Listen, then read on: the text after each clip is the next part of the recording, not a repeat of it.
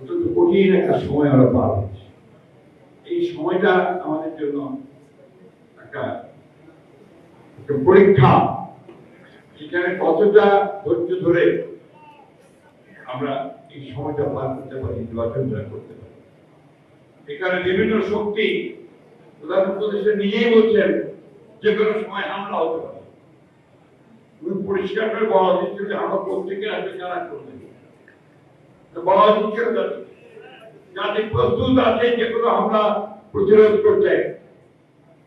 বন্ধুগণ, কথাগুলো আমরা এই জন্য বলছি যে হামলা আমরা ভয় দেখে দেশের মানুষকে কখনো পরাজিত করা যায় না। খুব পরিষ্কার করে বলতে চাই, এই দেশের মানুষ গণতন্ত্র চায়, গণতান্ত্রিক ব্যবস্থা চায়। আর একটা জিনিস পরিষ্কার বলতে চাই, আজকে ভারতে বসে হাসিনা বিভিন্ন মিডিয়াকে ইন্টারভিউ দিচ্ছেন। একবারের জন্য তিনি অনুশোচনা পর্যন্ত প্রকাশ করেনি। তাকে সাংবাদিকরা জিজ্ঞেস করেছিল, তুমি কি আপরাধী চাইবে, মাপ চাইবে জন্য তোমার কর্মকাণ্ডের জন্য?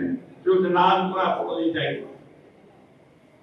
সেই মহিলা, সেই ব্যক্তি আজকে অপপ্রচার চালাচ্ছে ভারতে বসে।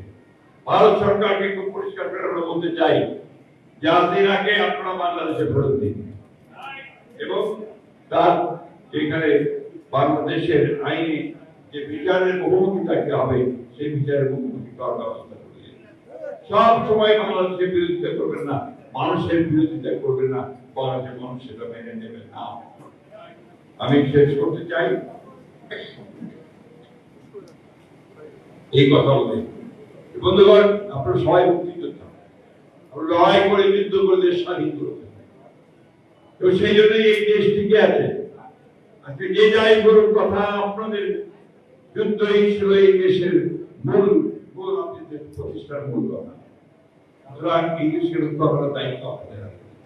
আজকে যে সমস্ত শত্রুরা দেশকে ধ্বংস করবার জন্য, দেশের মানুষকে বিরুদ্ধে করার জন্য বিভিন্ন চক্রান্ত করার চেষ্টা করছে, আমরা জনগণকে সঙ্গে নিয়ে শহীদ প্রেসিডেন্ট আমাদের সমস্ত চক্রান্তকে ব্যর্থ করতে হয়েছে। দেশে গণতন্ত্র প্রতিষ্ঠা করতে হয়েছে।